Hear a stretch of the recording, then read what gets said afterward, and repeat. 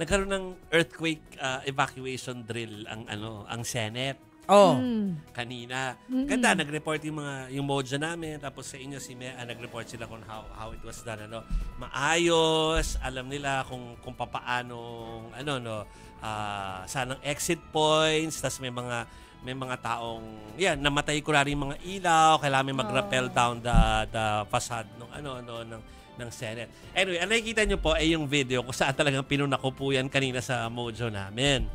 Sabi ko, ba't naman tumigil sa gitna si Senator Loren Legarda at saka ang DPWH gang kasama po si Sec Vince? Di ba nga we're simulating an earthquake.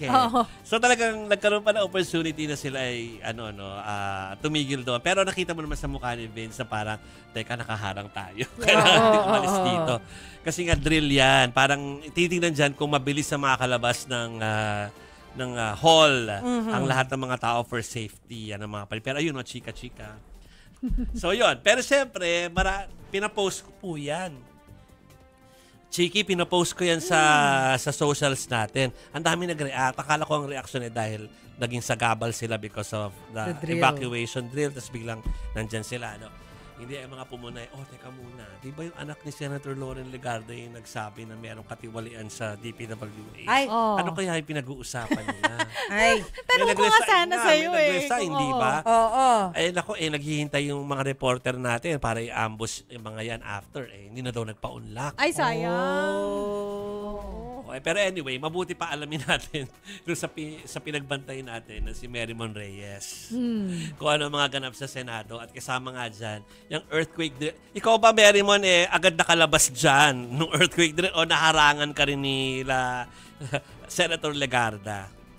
Nako, Jovi, kanina nung tumunog na dito yung alarm, supposedly lahat talaga aalis na. Pero dahil, syempre kailangan din natin makuhanan ng documentation yung sinagawang earthquake drill. Kaya medyo napatagal tayo sa paglabas. Pero ang nasabi rin sa atin kanina nung ilang mga opisyal na nandoon kasama ang BFP, lalo na dun sa mga medyo napatagal paglabas, sa harapan ng Senate building, collapse zone na yon. So kung sakali raw talagang mayroong paglindol, malaki raw yung tsansa na yung harapan hanggat hindi nalalayo pa parking ng Senate, maaari daw matumbahan talaga ng mga debris yung mga tao doon. Kaya kahit nung ini-interview rin ng media itong sila Senator Loren Legarda, nag-announce din kanina na, Senadora, bawal po dyan. Matatabunan po kayo. Kaya lumayo po kayo. Collapse zone po yan.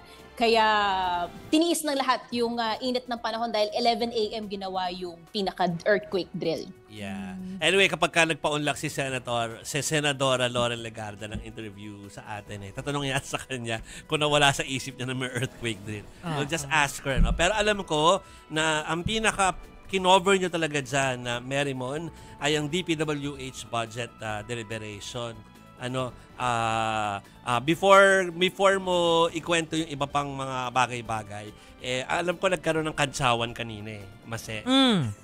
So i-playback lang namin na Merrimon yung mga kantsawan between Senator Gatchalian and Senator JV kay Secretary Dizon. It's a big challenge. Dati payat ka na, lalo ka pang pumayat 50 years old, ngayon mukha ka ng 80 years old. Buti makapal pa yung buhok nyo, Secretary. Si Secretary Dizon nung nagsimula, isa sa parang top pang GQ yung executive. Batang-bata, very aggressive, very defendable.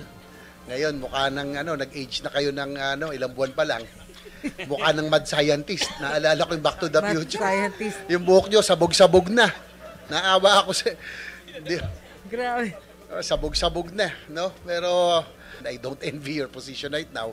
Although ang saklap naman, pero naiintindihan natin yung challenge sa part ni Secretary Vince. Pero boomer yung mga hirit nila Nung early, late 90s, mga 99, 2000, 2001, nakasama ko si Vince sa mga kampanya. Hindi, sabi nagko-cover ako, pero siya ay kasama doon sa mga nangangampanya for the senators. Ibang-iba si Vince, sa itsura niya ngayon, ha? Sinasabi lang namin, talagang Dami hatang ginagawa No? Oo, wala siyang oras para magpagupit. Kahit ganon. Hindi, at Yeah. saka diba nakwento niya before na ang kanyang libangan pag weekend, pahinga niya yung nagtitimpla siya ng kape kasi may coffee shop siya. Doon. So ngayon, I wonder kung nakakapagtimpla pa siya ng kape sa Dami. coffee shop Marami. niya. Sa dami ng sakit ng ulo niya sa Dami ng DPWH. So, syempre, gusto natin malaman, aside from that, Kansawan, yung meet nung naging diskusyon kanina, Merrimon, about yung budget mismo ng DPWH. Meron ba kaming kailangan malaman na mababago o kaya ay talagang pinagtuunan ng pansin ng mga senador?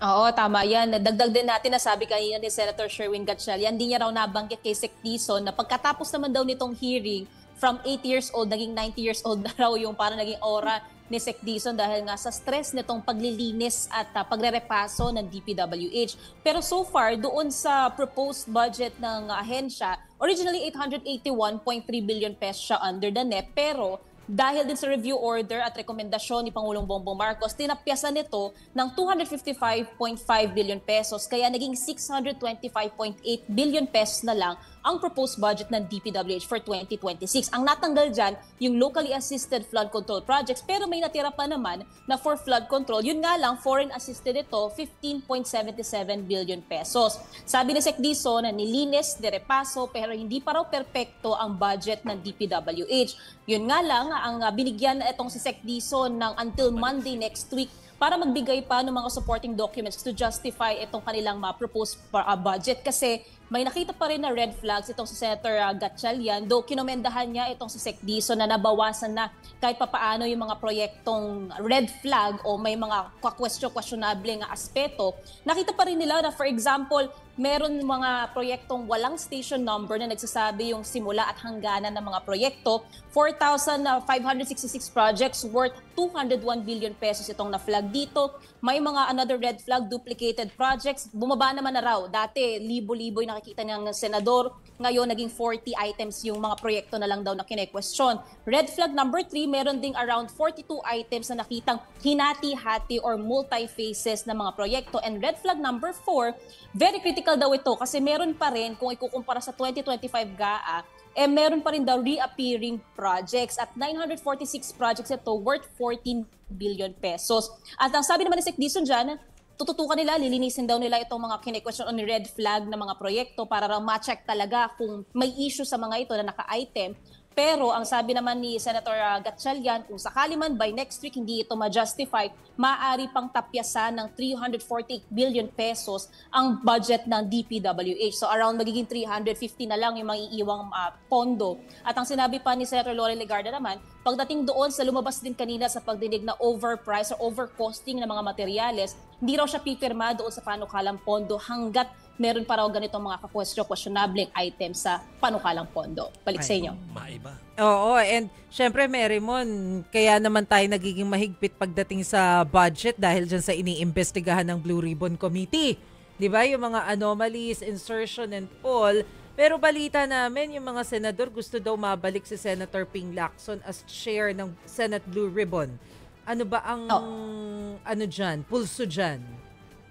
Tama yan. Ang sabi kanina ni Senator Sherwin, para sa kanya magandang araw kung ipagpapatuloy na lang ni Senator Ping itong kanyang BRC chairmanship dahil una, yung privilege speeches niya naman daw doon, yun yung sumiklab dito sa investigasyon na ginagawa ng Blue Ribbon sa maanumalyang flood control projects. Pangalawa, sapat din yung kaalaman at experience ni Senator Ping pagdating daw dito sa mga investigasyon. At ang sabi rin dyan ni Senate President Tito Soto, majority daw sa majority ng Senado, marami pa rin na may gustong manatili o bumalik si Senator Ping. Pero so far, parang 50-50 itong pagtimbang ni Senator Ping. Pero ang sabi rin ni SP Soto, bago ra mag-November 10, malinaw na ang magiging direksyon at yung magiging kabuuan ulit ng Blue Ribbon Committee. Bago mag-November 10. So, ibig sabihin, magkakaroon pa ba sila ng, kumbaga, dialogue with Senator Ping kahit nabasa ata namin dun sa statement niya kanina, parang wala nang chance eh.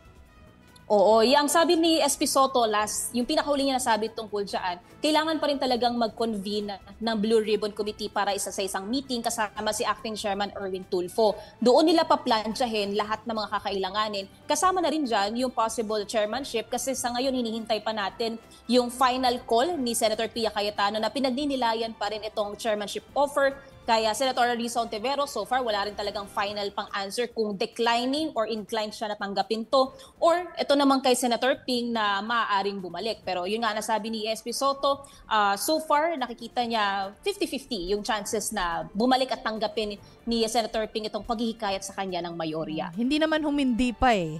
Wala pang hindi talaga, hard no. Oo, yan yung inihintay din natin sa ngayon. Actually, ang nasabi kanina sa pagdinig ng DPWH, sayang lang, sabi ni Senator Lawrence, sayang daw kung hindi masama ang pakiramdam ni Senator Ping, malamang daw kasama raw sa budget hearing ng DPWH para rin daw makapagtanong. Pero mukhang sa ngayon, kaya wala pang siguro pinal na oo o hindi mula sa Senador, baka dahil sa sama ng kanyang karamdaman sa kasulukuyan. Lasa lang at maigli na lang, Merrimon, dahil may nakapila pa tayo. Pero yung minorya ay meron na bang reaction dyan sa posibilidad ng pagbabalik ni Senator Ping Lacson? So far, Jovi, wala pa. Ang huling sinabi ni Senator Amy Marcos dyan, pati ni Senate Minority Leader din naman, Alan Peter Cayetano, una hindi sila mangingialam sa mga usapin ng para sa majority. Ang concern nitong mga senador mula sa minorya, yung magiging direksyon ng Blue Ribbon Committee. At so far, yan din yung aabangan natin, antabayanan natin sa mga susunod na araw. Okay. Thank you, Merrimon Reyes. Nagulat po mula sa Senado. Salamat, Merrimon.